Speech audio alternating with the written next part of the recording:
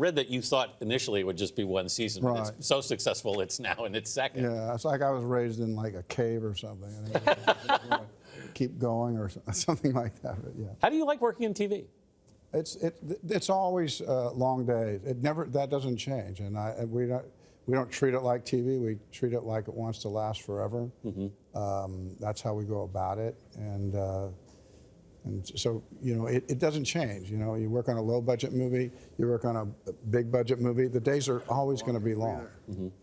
Why was it important for you to cover the struggles of ranchers in the modern West? I didn't think of it in that way. I mean, I try to put the audience on my shoulder the first time I read the script, because you go to the TV, you go to the movies for something, and the lights go out, and you want to just be transported. And so when I read a script, all of a sudden I feel myself being transported, and suddenly we're in the Bitterroot Valley, the same valley that Lewis and Clark went down. And people are reminded once again when they watch that these places still exist. We can get caught up in what we do, but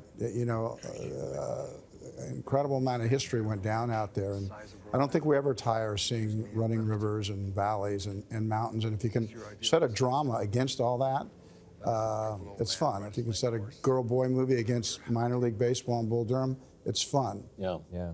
When you hear about actors doing westerns, you often hear a backstory, usually a humorous backstory, about how they had to learn how to ride.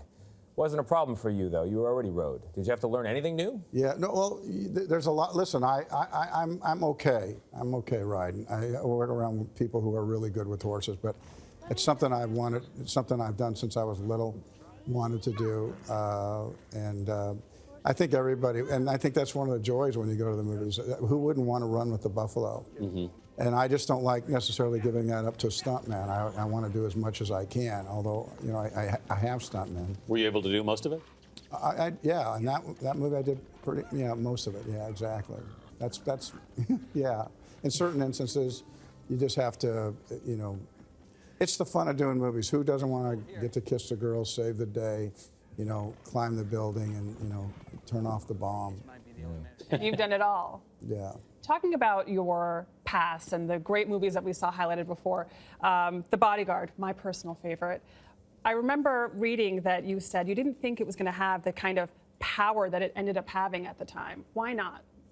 Well, I think I think some people talked about the interracial thing, and I didn't think anything about that. I just kind of went for the prettiest girl that could sing.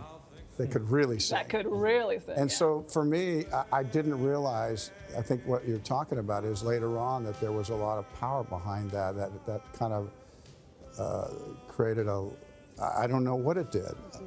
I just instinctually went to what I thought would make for the best movie. This year's the 30th anniversary of Field of Dreams. We're one day after Father's Day. That is a father-son movie, if there ever was one. Why do you think it's lasted so long?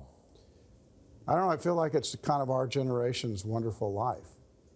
And I understand it's actually in the big theaters the next couple of days, and people are taking their sons, it's not just for men, but it's crushed people from the very first day, broke their heart into 1,000 pieces.